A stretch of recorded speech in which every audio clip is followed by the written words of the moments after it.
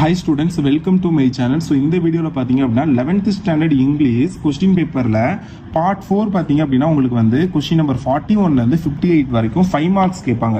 இந்த 5 மார்க்ல நீங்க 7 5 மார்க் வந்து அட்டெண்ட் பண்ண வேண்டியது இருக்கும். 7 5 மார்க்ல இப்போவுமே பாத்தீங்க அப்படினா நிறைய ஸ்டூடண்ட் வந்து முழுசா ஒரு 3 5 மார்க் அட்டெண்ட் பண்ணி 15 மார்க் கூட எடுக்க முடியாம இருக்க ஸ்டூடண்ட்ஸும் இருக்காங்க. சோ அதே நேரத்துல நான் வந்து 7ல ஒரு 7மே அட்டெண்ட் பண்ணிருவேன். ஆனா எதுக்குமே எனக்கு வந்து ஃபுல் மார்க் கிடைக்க மாட்டேங்குது அப்படின்னு ஃபீல் பண்ற ஸ்டூடண்ட்ஸும் இருக்காங்க. என்னால 7ல ஒரு 5 கொஸ்டின் கூட அட்டெண்ட் பண்ணி 25 மார்க் வாங்க முடியல அப்படிங்கிற ஸ்டூடெண்ட்ஸும் இருக்காங்க. பட் எந்த கேட்டகரி ஸ்டூடெண்டா இருந்தாலும் சரி, இந்த வீடியோல நான் சொல்ல போற டிப்ஸ் எல்லாம் நீங்க ஃபாலோ பண்ணீங்க அப்படின்னா, நான் சொல்ல போற கொஸ்டின்ஸ் எல்லாம் படிச்சீங்கன்னா 7 5 மார்க்கும் அட்டெண்ட் பண்ணி 35 அவுட் ஆஃப் 35 நீங்க ஃபுல்லா ஸ்கோர் பண்ண முடியும்.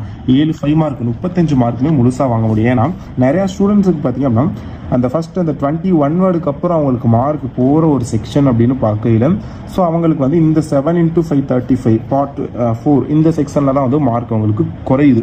ஸோ மார்க் அந்த ரெடியூஸ் ஆகுறதுக்கான ஒரு மேஜர் செக்ஷன் வந்து இதுதான். இந்த செக்ஷன்ல மார்க் குறையுது. ஸோ இதுல நீங்க 35க்கு அட்லீஸ்ட் ஒரு 30+ ஆவது ஸ்கோர் பண்ணீங்கன்னா தான் உங்களுடைய அந்த டோட்டல் ஸ்கோர் ஒரு 80+ ஈஸியா ஸ்கோர் பண்ண முடியும். ஸோ அதனால இந்த 35 அவுட் ஆஃப் 35 எடுக்கிறதுக்கு நம்ம என்னென்னலாம் படிச்சிருக்கணும், இதெல்லாம் இம்பார்ட்டன்ட். நமக்கு இப்போ ஒரு கொஸ்டின் தெரியல, 7 கொஸ்டின் எழுதணும், நமக்கு 4 தான் தெரியுது அப்படிங்கிற சுச்சுவேஷன்ல கூட நம்மளால 7 கொஸ்டினையும் அட்டெண்ட் பண்ண முடியும். ஸோ அது எப்படி அப்படிங்கிற எல்லாத்தையும் நான் இந்த வீடியோவில் சொல்ல போறேன். ஸோ வீடியோவை ஃபுல்லாக பாருங்க. சேனலை இன்னும் சப்ஸ்கிரைப் பண்ணலாட்டி சப்ஸ்கிரைப் பண்ணிட்டு வீடியோவை பார்த்துட்டு டிஸ்கிரிப்ஷனில் வாட்ஸ்அப் குரூப் லிங்க் இருக்கும், கிளிக் பண்ணி ஜாயின் பண்ணி வச்சுக்கோங்க.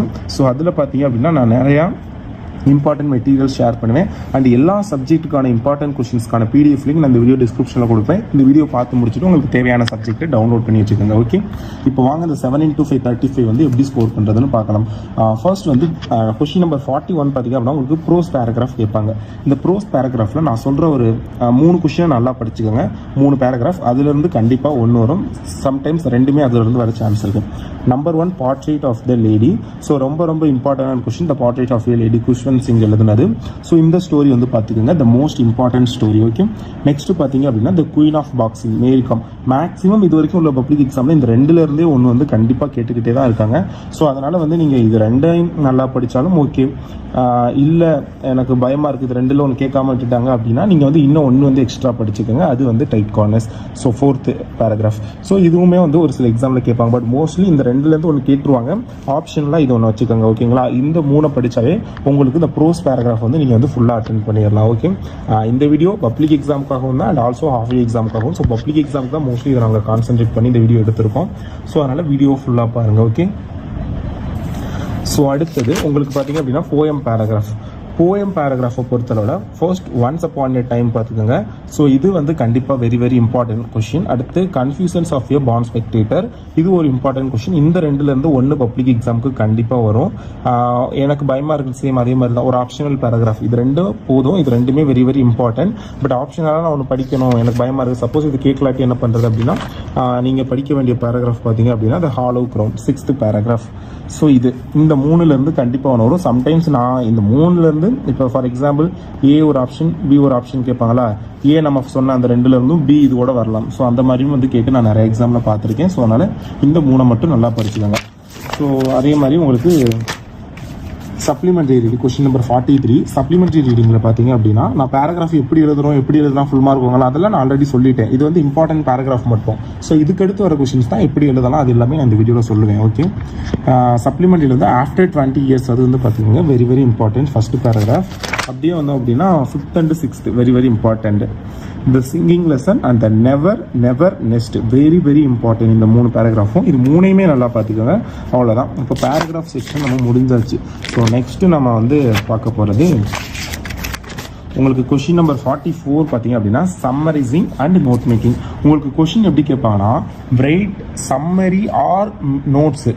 ஓகேங்களா, write summary or make notes of the following passage. ஏன்னா முன்னாடி தான் பார்த்தீங்க அப்படின்னா இதே ஒரு 2020க்கு முன்னாடிலாம் பார்த்தீங்க அப்படின்னா கொஸ்டின் எப்படி இருக்கும்னா write summaries and notes making 2யுமே கேட்டாங்க. பட் நவ் எப்படி கேட்குறாங்கன்னா சம்மரி ஆர் நோட்ஸ் மேக்கிங் ரெண்டில் ஏதாவது ஒன்று தான். நிறைய பேர் இங்கிலீஷுக்கு ஆல்ரெடி டைம் பத்தாது, இன்னும் நிறையா ஸ்டூடெண்ட் ரெண்டுமே எழுதுறவங்க நீங்கள் ரெண்டே எழுதினாலும் சரி, ஒன்றை மட்டும் எழுதினாலும் சரி, உங்களுக்கு கொடுக்க போகிறது வந்து 5 மார்க் தான். ஸோ ரெண்டையுமே எழுதி ஒரு எக்ஸ்ட்ரா இம்ப்ரெஷன் க்ரியேட் பண்ணுறங்கிற பேரில் உங்கள் டயத்தை வேஸ்ட்டு பண்ணாதீங்க, ஓகேங்களா? ஸோ ஏதாவது ஒன்று எழுதினா போதும். அது எல்லாத்துக்குமே சரி.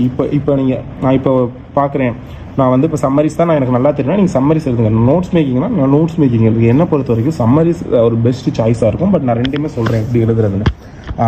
ஃபர்ஸ்ட் பாருங்கள், ஃபர்ஸ்ட் வந்து நீங்கள் வந்து சம்மரிஸை பொறுத்தவரை வந்து நீங்கள் என்ன பண்ணணும்னா ஒரு 6 ஸ்டெப்பு இருக்குது, முக்கியமான 6 ஸ்டெப்பு. ஸோ அதை வந்து நான் சொல்கிறேன்.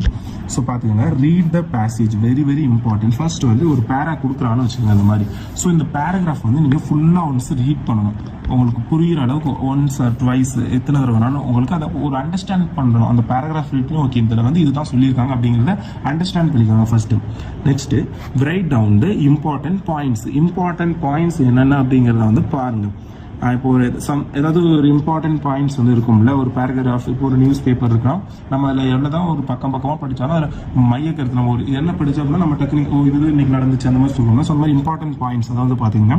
அடுத்தது leave out examples and quotations, இது வெரி வெரி இம்பார்ட்டன்ட். ஸோ அதுக்கான எக்ஸாம்பிள்ஸ்லாம் பார்த்துக்கிறோம். நெக்ஸ்ட் வந்து ரைட் ரஃப் டிராஃப்ட் வந்து பார்த்துக்கோங்க. So next fair draft.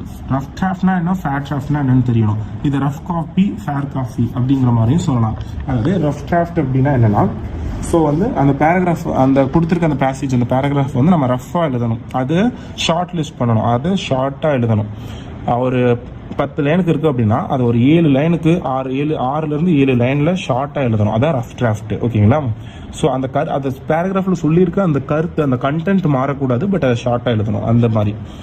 Fair draft அப்படிங்கிறது இந்த 6 to 7 லைன் இருக்குல்ல, ஸோ இதையும் ஷார்ட் லிஸ்ட் பண்ணி அந்த கண்டென்ட் அதோட மீனிங் மாறாமல் 4 to 5 ஆர் 3 to 4 அந்த லைன்ஸுக்குள்ளே வந்து நம்ம வந்து ரொம்ப ஷார்ட்டாக எழுதணும். ஸோ அது fair draft, okay? Rough draft அது ஃபேர் டிராஃப்ட் எழுதிட்டு அதுக்கான ரெண்டுக்குமே, ரஃப் டிராஃப்ட்டுக்கும் சரி ஃபேர் டிராஃப்ட்டுக்கும் சரி, சூட்டபுள் டைட்டில், ரெண்டுக்குமே சேம் டைட்டில் தான் கொடுக்கணும், ஓகே? ஸோ இதுதான் வந்து சம்மரிஸ் எப்படி எழுதணும் பாருங்கள். ஃபர்ஸ்ட் வந்து சம்மரின்னு எழுதிடுங்க, ரஃப் டிராஃப்ட்னு போட்டு அந்த பேராகிராஃபை ஷார்ட் லிஸ்ட் பண்ணி ஒரு 10 லைன் இருக்குது அப்படின்னா ஒரு 6லேருந்து 7 லைன், ஸோ அந்த மாதிரி வந்து எழுதிருங்க, ஓகேங்களா? ஸோ அடுத்தது ஃபேர் டிராஃப்ட், அகைன் டைட்டில் போட்டுட்டு அந்த 6-7 லைனை வந்து இன்னும் ஷார்ட் லிஸ்ட் பண்ணி ஸோ 4-5 லைனில் எழுதுங்க. கடைசியாக பார்த்தீங்கன்னா டோட்டல் நம்பர் ஆஃப் வேர்ட்ஸ் இந்த பேசேஜ். ஃபஸ்ட்டு இதில் எவ்வளோ நம்பர் வேர்ட்ஸ் இருக்குது, அதே மாதிரி ஃபேர் டிராஃப்டில் வந்து எவ்வளோ இருக்குது. உங்களுக்கு வந்து கவுண்ட் பண்ண முடியலை, வேர்டு கவுண்ட் பண்ண டைம் ஆகுது அப்படின்னா பொதுவாக நீங்கள் வந்து இதுக்கு ஒரு 50 வேர்ட்ஸ் கொடுத்துக்கோங்க, இதுக்கு ஒரு 25 வேர்ட்ஸ் கொடுத்துக்கோங்க, நீங்களாவே கொடுத்துக்கோங்க. பட் கவுண்ட் பண்ண டைம் இருந்துச்சுன்னா கவுண்ட் பண்ணுங்கள், இல்லைனா நீங்களே இந்த மாதிரி 50 or 25 கொடுத்துருங்க, ஓகே? இப்போ ரஃப் டிராஃப்ட், ஃபேர் டிராஃப்ட், எனக்கு வந்து இதை ஒரு சில ஸ்டூடெண்ட்ஸ்க்கு டவுட் இருக்கும், என்னால் இதை புரிஞ்சிக்கவே முடியலை. ரஃப் டிராஃப்ட் எப்படி எழுதுறது, ஃபேர் டிராஃப்ட் எப்படி எழுதுறது, அதுவே எனக்கு வந்து ஃபர்ஸ்ட் வந்து புரியலை, நான் என்ன பண்ணுறது அப்படின்னு கேட்டிங்கன்னா, அதாவது எப்படின்னா இப்போ இந்த பேராகிராஃப் இருக்குது, இந்த பேராகிராஃபில் எனக்கு இன்னும் ஒன்றுமே புரியலை, நான் எப்படி இதுக்கு ரஃப் டிராஃப்ட் இருக்கணும், எது முக்கியமான பாயிண்ட்ஸ் எனக்கு எப்படி தெரியும் அப்படின்னு தோணலாம். ஸோ அப்போ நீங்கள் என்ன பண்ணுறீங்கன்னா, ஸோ இது எல்லாருக்கும் கிடையாது, அட்லீஸ்ட் 5 மார்க் வர இடத்துல ஒரு 4 மார்க் வந்து நம்மளால் ஸ்கோர் பண்ண முடியும் இந்த மாதிரி எழுதுறப்ப. ஸோ என்ன பண்ணுறீங்கன்னா, ஃபஸ்ட்டு இதுலேருந்து ஸ்டார்ட் பண்ணுங்கள், லீடர்ஷிப்ங்கிறதுல ஸ்டார்ட் பண்ணி எங்கே ஃபுல் ஸ்டாப் வருதுன்னு பாருங்கள், லீடு, இந்த பேராவை இந்த லைனை வந்து எழுதுங்க. நெக்ஸ்ட் இந்த டூன் இருக்கா, இதில் இருந்து இந்த நம்பர்ஸோட முடியுது, இதை வந்து விட்டுருங்க. ஸோ அதே மாதிரி இந்த தேர்லேருந்து ஃபாலோவர்ஸ் வரைக்கும் எழுதுங்க. அடுத்து லீடர்லேருந்து திங்ஸ் வரைக்கும் விட்டுருங்க. அதாவது நான் என்ன சொல்ல வரேன்னு புரியுது தானே? ஸோ ஒரு லைன் எழுதுங்க, ஃபுல் ஸ்டாப், ஸ்டார்டிங்லேருந்து ஃபுல் ஸ்டாப் வரைக்கும், அடுத்து ஸ்டார்டிங்லேருந்து ஃபுல் ஸ்டாப் வரைக்கும் விட்டுட்டு நெக்ஸ்ட் லைன், ஒரு லைன், நெக்ஸ்ட் லைன், ஒரு லைன் எழுதிட்டு அதை அடுத்த லைன் விட்டுட்டு அடுத்த லைன் எழுதுங்க. ஸோ அப்போ அது வந்து கம்மியாகும், ஓகேங்களா? ஸோ இந்த மாதிரி ரஃப் டிராஃப்ட் எழுதுங்க. ஃபேர் டிராஃப்ட்டுக்கும் அதே தான் பண்ண போகிறீங்க. ஃபர்ஸ்ட்டில் இது இப்போ என்ன பண்ணீங்களோ ஸோ அதே மாதிரி ரஃப் டிராஃப்ட் எழுதிருப்பீங்களே, ஸோ அதில் 2 லைன் எழுதிட்டு ஒரு லைனை விட்டுருங்க, அகெயின் 2 லைன் எழுதிட்டு ஒரு லைனை விட்டுருங்க. ஸோ அந்த மாதிரி வந்து ஃபேர் டிராஃப்ட் எழுதுங்க. ஸோ இது வந்து உங்களுக்கு கரெக்டாக இருக்கும். ஃபார் எக்ஸாம்பிள் உங்களுக்கு ரஃப் டிராஃப்ட் ஒரு 7 லைன் வருது அப்படிங்கிறப்ப, இந்த 2, 3, 4, 5, 6, 7 வருது அப்படிங்கிறப்ப ஃபேர் டிராஃப்ட் எப்படி வரும்னா, இந்த 2 எழுதுங்க, 2 லைனை, இந்த லைனை விட்டுருங்க, இந்த 2 லைன் எழுதுங்க, இந்த லைனை விட்டுருங்க, அடுத்து இந்த லைன் எழுதுங்க. அப்போ உங்களுக்கு எத்தனை 5 லைனில் முடியுது. நான் சொன்ன மாதிரி வருதா, 7 ரஃப் டிராஃப்ட் எழுதியாச்சு, 4லேருந்து 5, அப்போ 5 இது ஃபேர் டிராஃப்ட் எழுதியாச்சு. கரெக்டாக இருக்கா? ஸோ இந்த மாதிரி தான், இந்த மாதிரி வந்து பண்ணுங்க, ஓகேங்களா? ஸோ அடுத்தது வந்து நான் வந்து சம்மரிஸ் எழுத மாட்டேன், நான் நோட்ஸ் மேக்கிங் எழுத போகிறேன் அப்படின்னா அதுக்கான ப்ரொசீஜர் ஃபர்ஸ்ட் அந்த நோட்ஸுக்கான டைட்டில் கொடுக்கணும். அதாவது டைட்டில் அவங்க கொடுக்க மாட்டாங்க, அது எதை பற்றி பேசுகிறாங்க. இப்போ ஒரு நியூஸ் பேப்பரை பற்றினா நியூஸ் பேப்பரை பற்றி அப்படிங்கிற மாதிரி, இப்போ ஒரு இன்சிடென்ட் ஒரு எஜுகேஷன் பற்றினா எஜுகேஷன் அந்த மாதிரி அதோட கண்டென்ட்டுக்கான நீங்களாக ஒரு சூட்டபிள் டைட்டில் வந்து கொடுக்கணும். ஸோ அதை வந்து கொடுத்துருங்க. கொடுத்ததுக்கப்புறம் pick out the key points, அதில் வந்து என்னென்னலாம் கீ பாயிண்ட்ஸ் இருக்குது அப்படிங்கிறத வந்து விட்டுருங்க.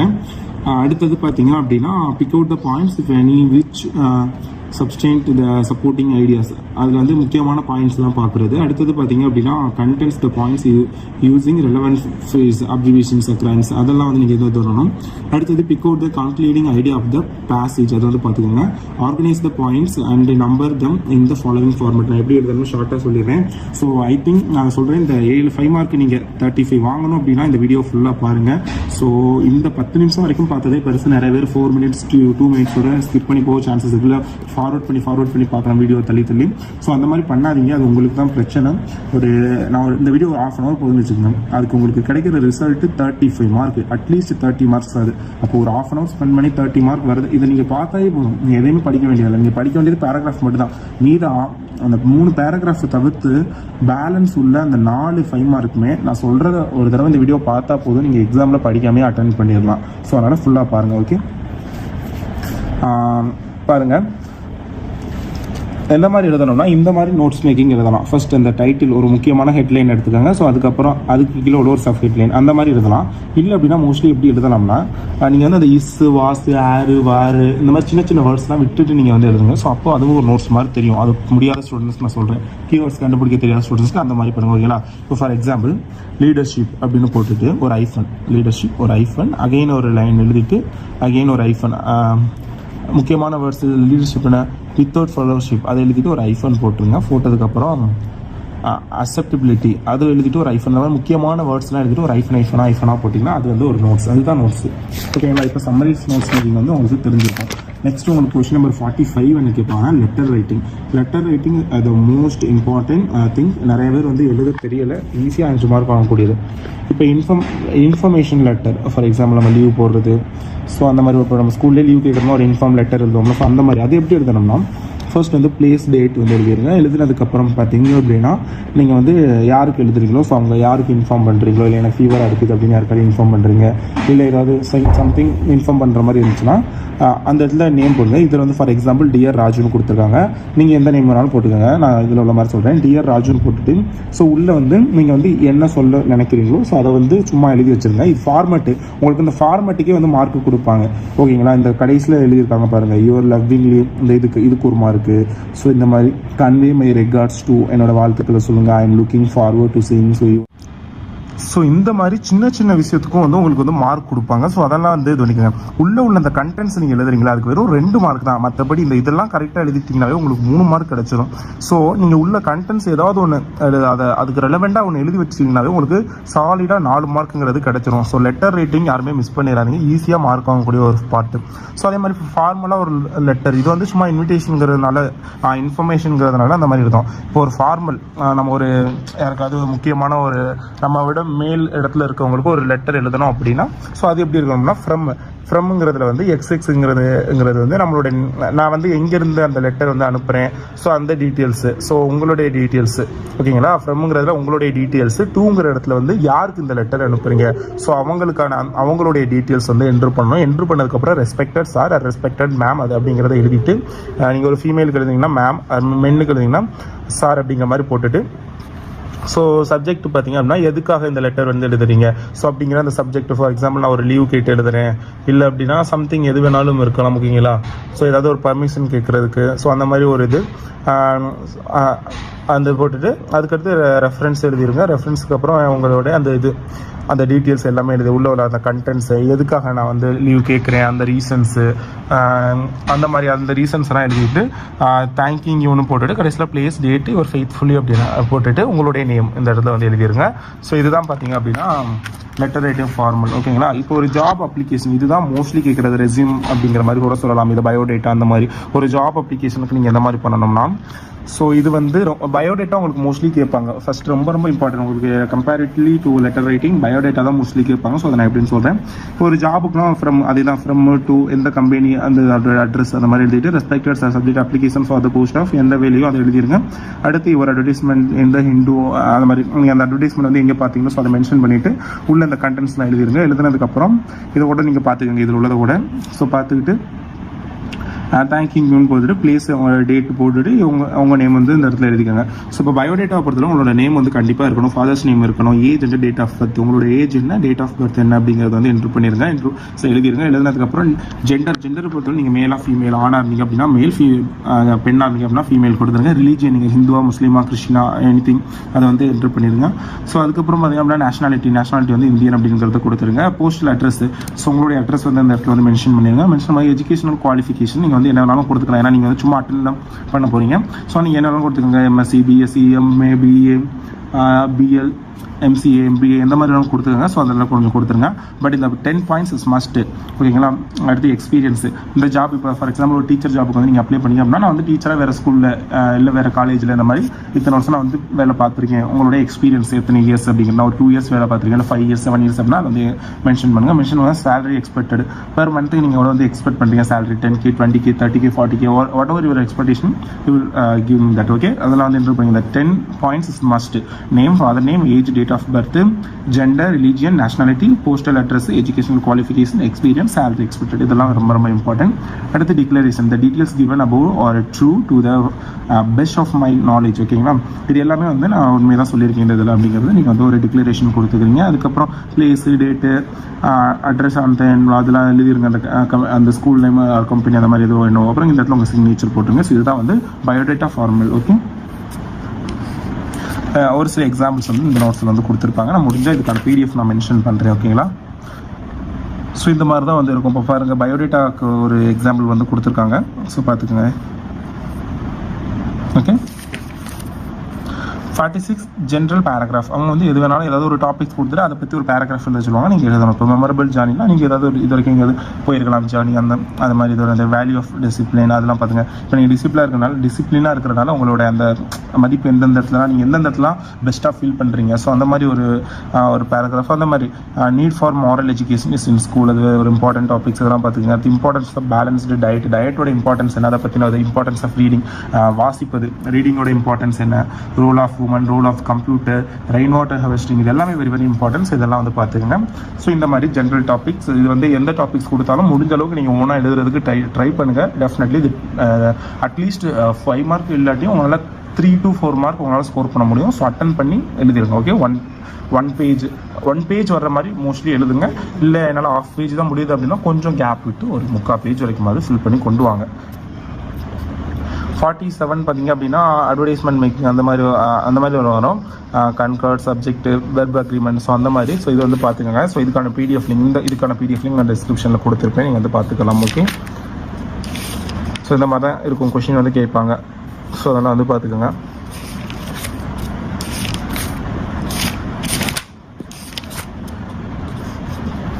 அடுத்து 49 வந்து உங்களுக்கு டென்ஸு என்ன அந்த இதெல்லாம் பார்த்துக்கோங்க. இதுதான் ஓகே, இதுதான் உங்களுக்கு. அப்புறம் மாடல் வெர்ப்ஸு, செமி வெர்ப்ஸு, ஸோ இதெல்லாம் வந்து இம்பார்ட்டன்ட். ஒரு 1 வேர்டில் கேட்பாங்கல்ல, ஸோ உங்களுக்கு அந்த மாதிரி புக்கில் வந்து கேட்பாங்க. செமெட்டிக் ஃபீல்ஸ், இது எல்லாத்துக்கான PDF லிங்க் நான் டிஸ்கிரிப்ஷனில் கொடுப்பேன், நீங்கள் டவுன்லோட் பண்ணிக்கிறேன். மோஸ்ட்லி இதுதான் இம்பார்ட்டண்ட்டானது. ஸோ இதெல்லாம் நீங்கள் நல்லா பார்த்தீங்கன்னாவே போதும். அடுத்து ஆர்டிகல் ரைட்டிங் ரொம்ப இம்பார்ட்டன்ட்.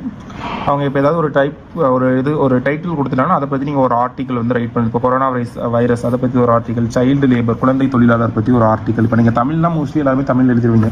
பட் இங்கிலீஷ் வந்து என்னை பொறுத்த வரைக்கும் ஒரு ஐ திங்க் ஒரு 40% ஆஃப் ஸ்டூடெண்ட்ஸ் தான் பியூராக இருப்பீங்க. அது கூட அதிகம் தான் நான் ஃபீல் பண்ணுறேன். ஒரு 60 to 70% ஸ்டூடெண்ட்ஸ்க்கு இங்கிலீஷில் ஒரு பேராகிராஃப் எழுதுறது ஓனா அப்படிங்கிறது கஷ்டம் தான். பட் நம்ம வழி இல்லை, நம்ம பழகி தான் ஆகணும். ஸோ அதெல்லாம் ட்ரை பண்ணுங்கள்.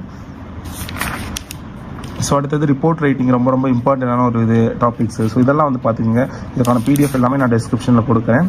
ஸோ இதுதான் உங்களுக்கு. இதை தாண்டி வேறு கொஷின் வந்து உங்களுக்கு கேட்க மாட்டாங்க. ஸோ ஒரு கவர்மெண்ட்டுடைய பப்ளிக் கொஷின் பேப்பர் கூட இருக்குது, 2019 கேட்டது. ஸோ இதான் இந்த மாதிரி தான் கேட்பாங்க. வாங்க நம்ம 5 மார்க் எந்த இதெல்லாம் கேட்டிருக்காங்க பார்ப்போமா. Part 4 எடுப்போம். பாருங்கள் நம்ம சொன்ன மாதிரி பேராகிராஃப் ஆல்மோஸ்ட் அந்த மேரி கோம் வந்திருக்கு பாருங்கள். நம்ம சொல்கிற இம்பார்ட்டன்ட் பேராகிராஃப்லேருந்து தான் வந்திருக்கும். ஸோ அதனால் வந்து நம்ம சொல்கிற இம்பார்ட்டன்ட் பேராகிராஃப் மட்டும் நீங்கள் நல்லா படிச்சிங்க அப்படின்னாவே போதும். அடுத்து சம்மரி ஆர் நோட்ஸ் மேக்கிங் கேட்டிருக்காங்க. ஸோ அந்த மாதிரி ரிப்போர்ட் த டைலாக்கு, ஸோ அந்த இது ரீட் த ஃபாலோயிங் சென்டென்ஸ், அதான் ஸ்பாட் எரருக்கு மட்டும் நான் தனியாக ஒரு வீடியோ அப்லோட் பண்ணுறேன். ஸோ அது ரொம்ப இம்பார்ட்டன்ட். ஸோ நான் தனியாக அப்லோட் பண்ணுறேன். தேங்க்யூ.